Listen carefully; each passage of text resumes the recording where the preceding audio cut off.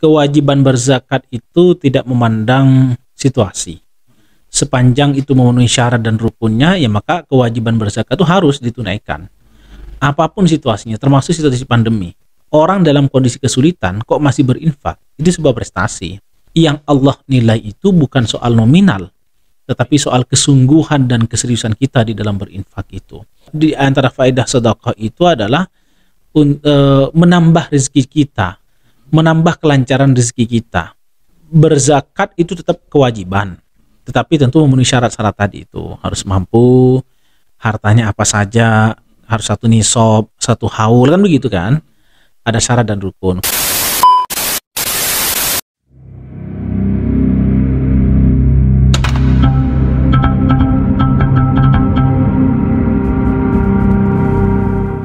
Assalamualaikum warahmatullahi wabarakatuh.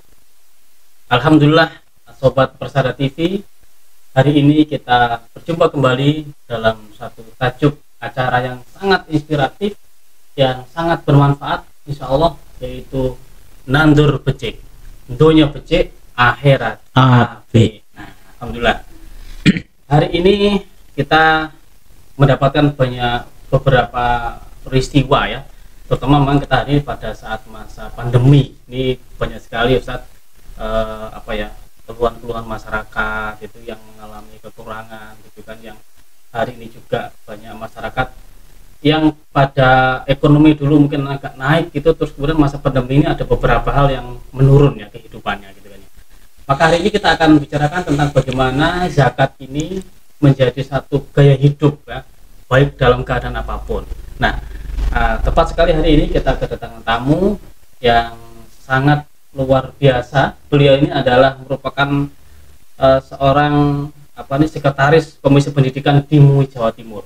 Beliau juga seorang penulis buku yang banyak sekali nih para Sobat Persada TV. Jadi ada fikih Ramadan, fikih Corona, fikih sosial, dan masih banyak lagi. Beliau juga seorang dosen dari UIN Surabaya, Universitas Surabaya. Beliau adalah Dr. Nur Kholis Majid, Magister Hukum Islam. Apa kabar Ustaz? Alhamdulillah sehat. Sehat ya? Ini aktivitas kemana aja nih Ustaz? Hari ini agendanya cukup padat ya. Padat sekali, mulai dari Majelis Ulama Indonesia dan kemudian kita juga ke tempat-tempat lain. Tetapi karena sudah kadung komitmen untuk mengisi di Persada ya, menyapa Sobat Persada TV ini, kita sediakan waktulah sebagai wujud komitmen kita bersama, karena ini sudah diagendakan sejak seminggu yang lalu kalau tidak salah ya. Terima kasih ya. Ustadz Kholisnya ini beliau menyempatkan ya di sisa kesibukannya ya, beliau ini banyak juga penulis buku yang produktif ya. Saya juga mendengar nama jaringan itu produktif sekali. Ya, setiap tahun bisa menulis buku ini. Jadi bisa mengambil tema-tema itu bisa dari mana Ustaz? Ide-ide yang muncul itu dari mana itu? Muncul seperti itu. Apa muncul tiba-tiba gitu apa? Ya, karena memang ada permintaan. Ada juga pertanyaan. Kemudian memang ada muncul terinspirasi dari diskusi-diskusi dengan teman-teman. Jadi banyak hal lah yang bisa kita tulis. Tetapi yang terpenting itu adalah bagaimana kemauan kita untuk kemudian menarasikan gagasan-gagasan kita sehingga kemudian menjadi sebuah karya yang fenomenal. Itu yang paling penting Ustadz. Saya kira kalau soal kemampuan, semuanya punya kemampuan. Tapi persoalannya adalah apakah kemudian memanfaatkan waktu di sisa kegiatannya itu untuk kemudian menulis buku. Itu yang menjadi persoalan. Iya. Jadi ada satu sisi mungkin motivasi gitu saja. Ya. Dengan menulis buku untuk sesuatu kemaslahatan umat gitu ya. Itu ada nggak sih kepuasan tersendiri gitu? Tentu, karena bagi saya prinsipnya kan kalau orang itu sudah meninggal dunia kan tiga hal.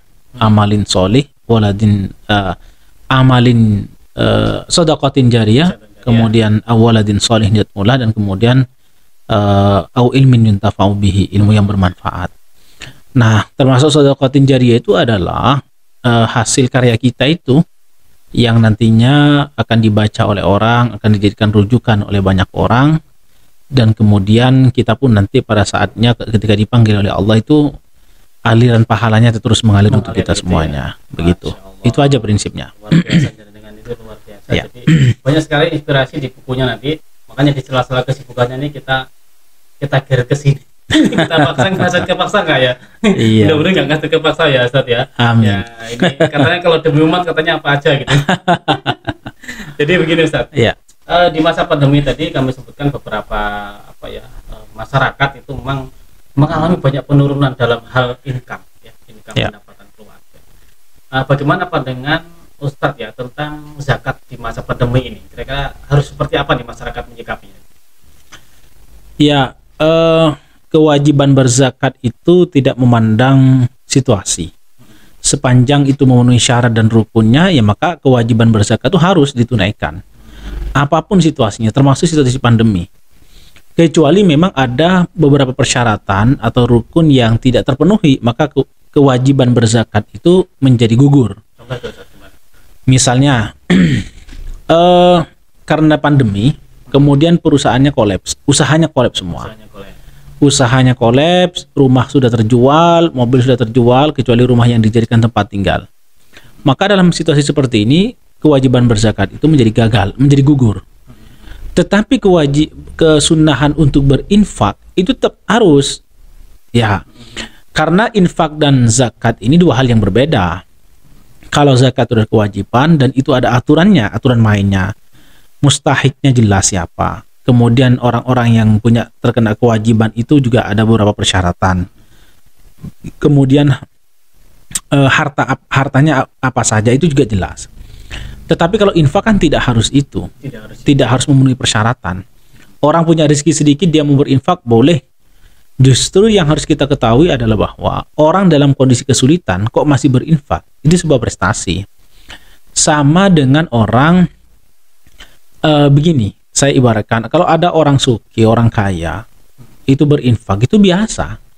Kalau ada orang yang dirinya sendiri itu kekurangan, bahasa kasarnya miskin gitu lah ya, tapi mau berinfak, itu sesuatu yang luar biasa. Gitu ya. Kenapa saya katakan luar biasa? Ya karena memang ada perjuangan di situ. Ada perjuangan melawan keinginan. Iya, ada perjuangan untuk segera bangkit dan seterusnya dan seterusnya. Dan perlu dicatat bahwa yang Allah nilai itu bukan soal nominal, tetapi soal kesungguhan dan keseriusan kita di dalam berinfak itu. Meskipun sama-sama berinfak 10.000, yang satunya seorang pejabat 10.000 infaknya, yang satunya mungkin tukang becak 10.000 zakatnya, infaknya, itu beda kualitas pahalanya. Kenapa? 10.000 bagi pejabat itu kan tidak ada artinya. Seperti kita membuang uang 100 rupiah itu kan. Berapa sih? Gitu. Iya. Mungkin gitu ya bagi pejabat ya. Betul. Tetapi bagi tukang becak 10.000 itu luar biasa. Maka saya bilang dari mengayuh, gitu, dari mengayuh becak berkeringat di tengah panasnya terik matahari dan seterusnya. Itu sesuatu yang luar biasa dan itu yang Allah nilai berbeda dengan orang yang berinfak 10.000 tapi dia orang kaya, pejabat misalnya begitu. Kalau itu beda. Dikorelasikan dengan ya, jadi fisaroi wa daroi kan ya. Betul. Infak itu dalam keadaan lapang maupun sempit itu bagaimana pandangan Ustaz? Iya, jadi orang berinfak itu tidak memandang situasi. Berinfak itu justru dengan adanya kesulitan itu harapannya segera bisa keluar dari kesulitan. Iya. Karena di antara salah satu faedah zakat itu di antara faedah sedekah itu adalah menambah rezeki kita, menambah kelancaran rezeki kita. Kan Rasulullah bersabda itu mana qasamalun ya, mana qasamalun min shadaqatin bal yasdad 3 kali. Tidaklah harta yang kita sedekahkan itu kurang, bahkan bertambah, bahkan sampai 3 kali itu, bahkan bertambah, bahkan bertambah. Sehingga itu menjadi penegasan bagi kita bahwa sesungguhnya zakat sedekah yang kita berikan itu adalah untuk bisa keluar. Artinya kita ini nggak perlu ragu-ragu untuk sedekah seperti ya. Betul. Bahkan ada hadis yang lain, orang yang sedang sakit pun itu dianjurkan banyak bersedekah. Gitu ya. Dawu mardakum bisadaqati. Obatilah orang sakit di antara kalian itu dengan cara bersedekah. Jadi sedekah itu justru menjadi obat. Obat ya. Iya, dan itu banyak kisah-kisah dalam kitab Daqaiqul Akhbar dan Riyadhus Shalihin bahwa dengan berzakat itu orang justru bisa keluar dari kesulitan. Percaya sama saya. Ya kalau nggak percaya jadinya. Iya. Dan kalau nggak percaya berarti nggak sembuh. Nggak sembuh itu. Dan saya sendiri Ustadz itu sudah membuktikan bahwa beda ketika kita menyisihkan sebagian harta setiap hari secara rutin itu dengan tidak sama sekali. Itu rezeki yang kita peroleh itu lain. Ada namanya min haitsu la yahtasib. Min haitsu la yahtasib itu tanpa diduga-duga. Kadang-kadang orang itu rezekinya itu yang tidak diduga-duga itu lebih banyak daripada yang diduga.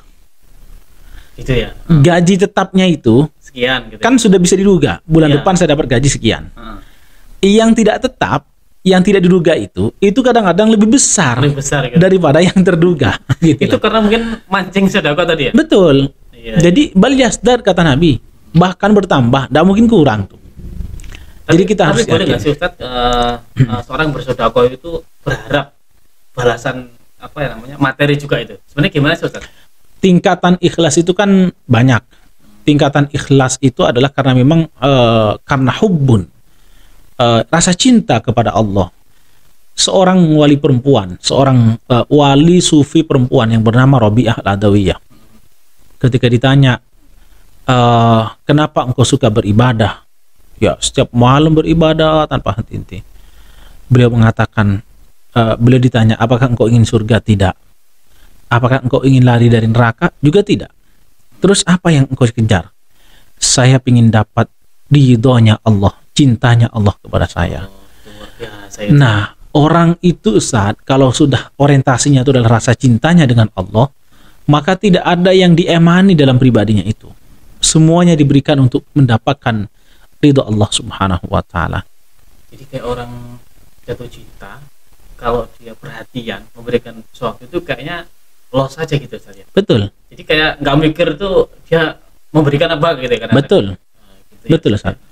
Ustadz kalau sama orang tuanya dikasih uang, misalnya ibu saya minta sepeda motor dibelikan, tapi ibu rotok mangkel, kira-kira enak apa enggak gitu? Ya gimana ya? Ya enak tapi rotok gak ke hati ndak seret gitu. Jadi nggak seret gitu ya. Tapi beda kalau kemudian ibu bilang, wis Nduk, kamu meskipun ndak memberikan sesuatu kepada ibu sudah ridho dengan kehadiranmu. Wah itu ada sebuah kepuasan di dalam batin kita luar biasa. Tapi bukan berarti kemudian kita nggak ngasih gitu ya?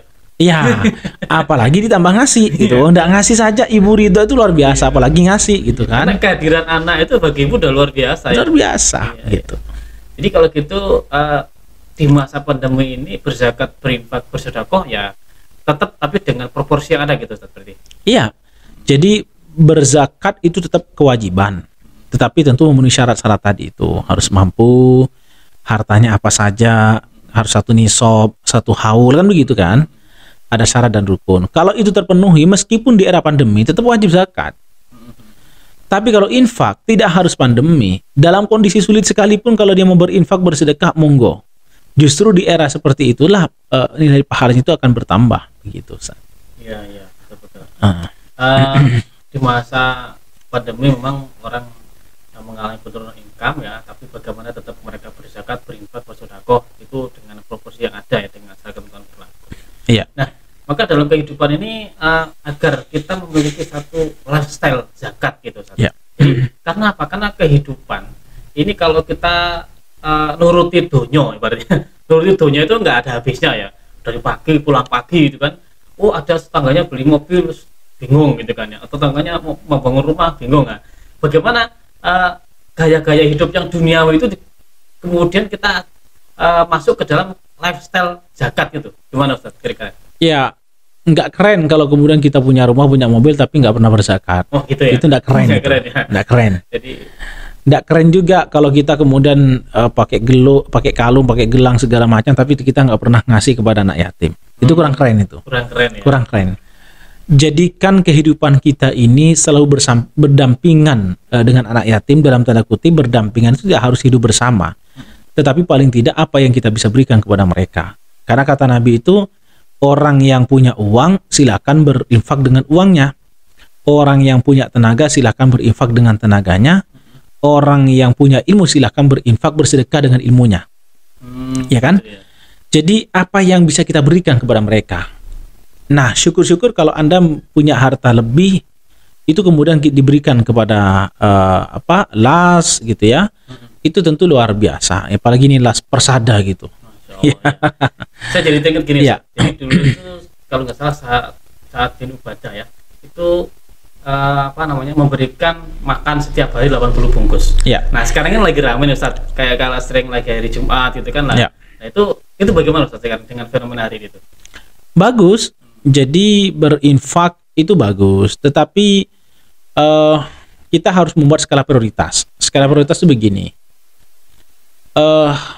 mana yang lebih butuh, kemudian kita memberikan nasi bungkus di jalanan dengan orang anak yatim yang sudah jelas-jelas mereka tidak punya bapak, tidak punya ibu misalnya. Itu harus bikin skala prioritas. Kalau soal bolehnya sama-sama boleh, sama-sama baik. Ya. Tetapi kan orang itu harus bikin skala prioritas. Ini loh yang lebih butuh. Anak yatim yang ada di yang dikelola oleh LAS, anak yatim yang ada di panti, dan itu jauh lebih butuh. Nah, itu yang harus diopeni juga. Kita ini seringkali menjadikan infak itu sebagai lifestyle atau gaya hidup ketika kita kemudian berada di ruang publik. Iya kan? Kita bangga ngasih nasi bungkus ke tukang beca. Kita bangga ngasih nasi bungkus ke tukang pemulung dan sebagainya. Tetapi kadang-kadang kita sering terlupakan bahwa mereka yang berada di panti, mereka yang las yang sedang membina anak yatim itu, yang kehilangan ayah dan ibu itu kadang-kadang tidak tersentuh oleh kita. Maka menurut saya itu harus dibikin skala prioritas. Kalau Anda mau berinfak misalnya, ya silakan. Misalnya mau berinfak di mana? Di masjid, hari Jumat barokah, nggak apa-apa. Ya. Tetapi harus disisihkan juga untuk kepentingan mereka anak yatim ini. Begitu. Ya. Itu jadi beralasan gitu. Jadi kayak jadi trendsetter kebaikan. Ya. Jadi maksudnya adalah seseorang itu melakukan sesuatu kemudian disut, itu adalah sebagai satu bentuk pelopor kebaikan. Ya. Nah itu bagaimana Ustaz saya itu? Sebagai gimana? Sebagai seorang ini lagi berbagi nih Ustaz ya. Terus kemudian disut gitu ya. Nanti dia di sana sebagai satu pelopor kebaikan. Jadi orang lain ikut gitu. Sebenarnya sih saya gak ada masalah ya seperti itu ya, karena memang adalah sebagai satu bentuk menyemangati yang lain. Tapi kalau seandainya itu adalah hanya tren, hanya sebuah ikut-ikutan, ini mungkin konteks al-imaahnya itu mungkin yang perlu diberikan ini pandangan Ustaz. Iya, Rasulullah itu pernah bersedekah hatta la ta'lima shimaluhu ma yunfiqu yaminuhu. Tangan kirinya tidak tahu apa yang diberikan oleh tangan kanannya. Artinya sangat sembunyi-sembunyi. Sangat sembunyi-sembunyi. Ya, tetapi pernah Rasul itu bersedekah, diumumkan, "Hei sahabat, saya sudah nyumbang ini. Ayo siapa di antara kalian mau nyumbang?" Artinya apa? Bahwa misalnya kita kemudian memberikan sesuatu lalu kemudian di-shoot dan diviralkan begitu misalnya, itu tidak jadi persoalan sepanjang kita bisa menata hati. Ya, betul, bahwa tujuan kita berinfak, bersedekah itu bukan hanya untuk ingin viral, tetapi semata-mata untuk ingin diikuti oleh orang lain, sehingga orang lain itu bisa mengikuti kebaikan kita, dan kemaslahatannya tentu lebih banyak karena berjamaah tadi itu. Gitu, Ustaz. Tapi kalau tambahkan lagi supaya memiliki dasar tadi Ustaz ya. Tidak sekedar tren atau al-imaah ya, ikut-ikutan gitu kan ya. Sehingga itu hatinya akan tertata agar ikhlas gitu ya, sebagai bentuk satu keteladanan kepada yang lain gitu Ustaz. Nah kemudian gini Ustaz, kita kalau bicara tentang zakat ya, kita lembaga amil zakat ini, LAS Persada ini sebenarnya kita mendapatkan surat itu sudah 1 tahun Ustaz. Jadi belum 1 tahun sih, kita tanggal 21 Januari 2021. Berarti kurang berapa hari ya? Ulang tahun gitu ya. Jadi kita ini punya program unggulan Ustaz. Namanya program Wali Yatim. Program Wali Yatim ini adalah program di mana kita memberikan kesempatan kepada wali yatim yang ingin jadi wali yatim gitu ya, yaitu memberikan transfer atau memasukkan atau menyalurkan hartanya langsung kepada rekening yatim supaya harta ini betul-betul terjaga untuk kemasyarakatan yatim. Bagaimana pandangan Ustaz tentang wali yatim Ustaz? Bagus, itu adalah terobosan. Terobosannya begini. Seringkali kita memberikan itu kan ke rekening LAS, oleh LAS kemudian dikelola. Ini enggak, ini langsung ke rekening atas nama yang bersangkutan kepada si yatim tadi itu.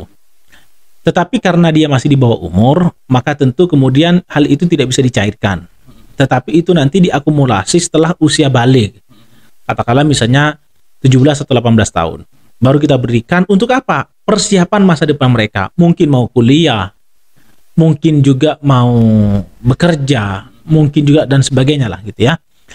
Nah, bagi sobat persada itu adalah kesempatan emas. Sebab Rasulullah menyampaikan, ana wa kafilul yatim hakada. Tangannya Rasul itu begini, bahwa saya dengan kafilul yatim, orang yang kalau jenengan tadi bilang itu adalah wali yatim, hakada fil jannah, seperti ini, sangat dekat dengan Rasulullah itu.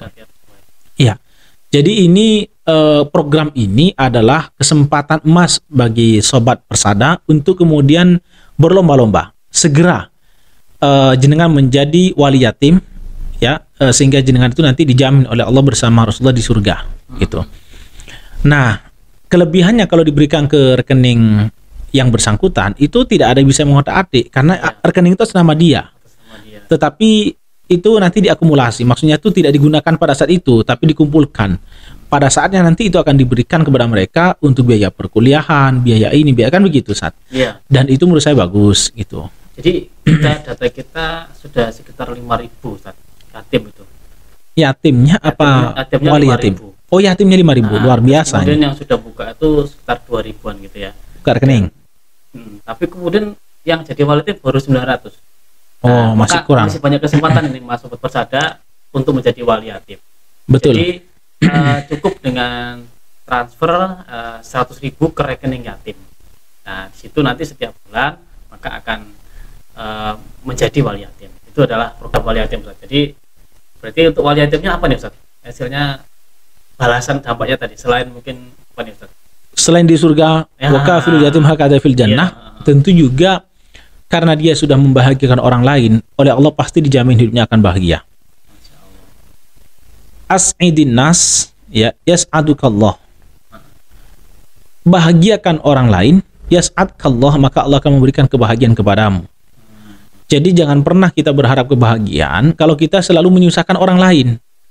Kalau ingin bahagia, ya bahagiakan orang lain. Nah, inilah momentumnya. Membahagiakan orang lain ya berarti. Iya, harus membahagiakan orang lain, termasuk apalagi anak yatim yang butuh bantuan, butuh uluran tangan dari kita. Kalau bukan kita yang membantu mereka, terus siapa lagi, gitu kan. Jadi ini adalah kesempatan emas dan momentum ini jangan disia-siakan. Segeralah mendaftarkan diri menjadi wali yatim di Persada, Las Persada ya. Semoga panjenengan semua yang sudah beriktikad baik senantiasa diberikan keberkahan hidupnya oleh Allah Subhanahu wa taala. Anak dan cucu jenengan nanti akan menjadi orang yang solih dan solihah. Amin ya rabbal alamin. Satu lagi, Ustaz, ini terkait dengan zakat ya. Apakah zakat itu harus disalurkan kepada lembaga amal zakat, Ustaz? Ini ada beberapa pertanyaan, Ustaz. Ya, kalau bikin kriteria kemaslahatan, maka tentu diberikan ke lembaga itu adalah lebih baik. Lebih baik. Kenapa saya bilang begitu? Karena lembaga zakat itu punya data. Mereka dalam tanda kutip bekerja tidak awur-awuran. Mereka itu by data. Misalnya ini, oh ada anak yatim di sana itu sekian. Yang di sana itu bapak ibunya sudah nggak ada. Kalau di sini ini meskipun bapaknya sudah ada, ibunya masih ada. Oh di sana itu ada kegiatan begini-begini. Itu lebih mementingkan dana dan seterusnya.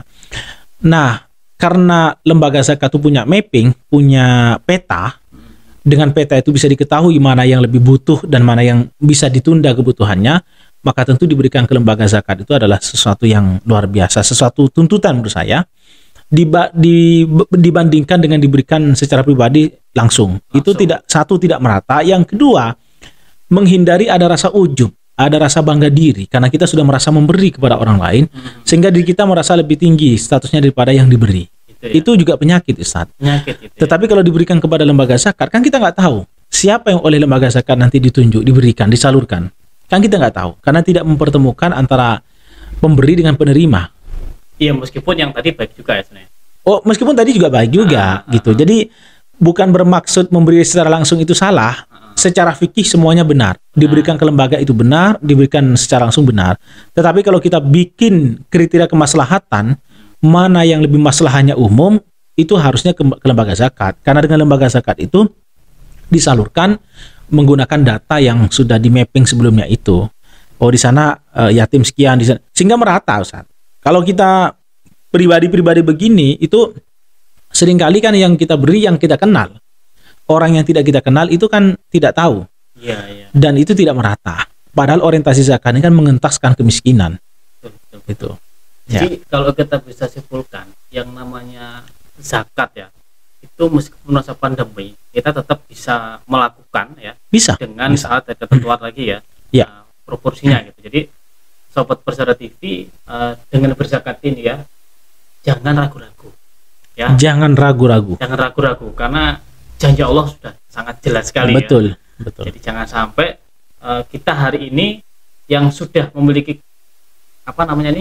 kelebihan harta itu tidak berzakat, karena boleh jadi begini Ustaz, harta haram bukan hanya harta yang diambil dari mencuri, yang hanya riba, tapi harta haram juga harta yang tidak dizakati gitu Ustaz ya. Betul. Nah, Jadi orang yang sudah punya kewajiban zakat tapi tidak diinfakkan zakatnya itu nanti akan menggumpal ya. Seperti digambarkan dalam hadis Nabi itu seperti setrika. Gitu ya. Setrika yang panas lalu digosokkan ke punggung kita. Iya. Jadi harta haram itu tidak hanya harta yang diperoleh dengan cara yang haram, tapi ada orang lain tidak disalurkan, itu harta haram. Harta haram ya. Iya. Ya, Masya Allah. Hari ini Sobat Persada TV banyak sekali inspirasi, ilmu yang tentunya kita juga masih haus dengan ilmu beliau nih, karena beliau ini juga merupakan penulis yang sangat produktif ya. Beliau sampai hari ini juga menjabat di Sekretaris Komisi Pendidikan di MUI Jawa Timur. Mudah-mudahan Ustadz Nurholis Majid ini senantiasa istiqomah ya. Amin. Dalam dakwahnya, karena luar biasa, beliau beberapa komedia juga luar biasa. Ini nyempat-nyempatin ke sini ya. Nyempat-nyempatin apa dipaksa ke sini gitu ya. Nyempat-nyempatin. Karena habis ini harus cabut ini. Iya, Masya Allah, bersebut sekali ya. Terima kasih Ustadz Kholis, semoga Allah kiranya memberikan kesehatan kepada panjenengan dan keberkahan serta diberikan keselamatan sekeluarganya. Amin. Baik Sobat Persada TV, terima kasih. Mari terus jadikan zakat sebagai gaya hidup. Demikian dari podcast Nantar Boja ini kami akhiri. Assalamualaikum warahmatullahi wabarakatuh. Waalaikumsalam warahmatullahi wabarakatuh.